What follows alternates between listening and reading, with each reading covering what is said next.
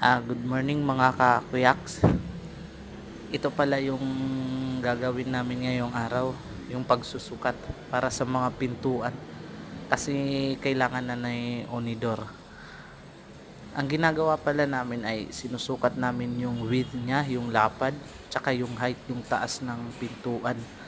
Kung asan banda yung babawasin ng ating mga mason.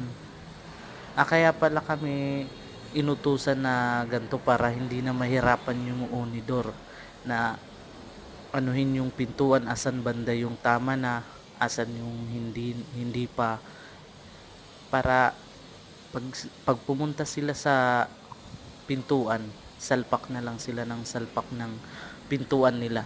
Yung ito pala kasama din yung main door, fire exit, tsaka yung bat, tsaka yung door ng toilet, sa may toilet, sa may CR, yung pintuan ng CR.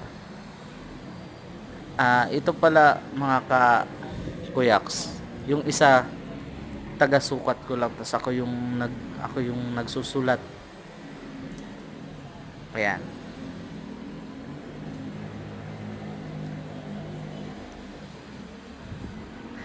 Kaya pala mga kakuyaks, binibilisan namin yung trabaho namin kasi need na ni Onidor, para kasi ngayong araw daw kailangan maubos, nasa 5th floor na kami.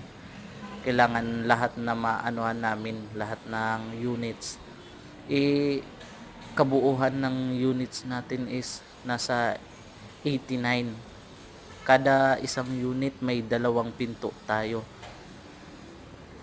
Kada yan.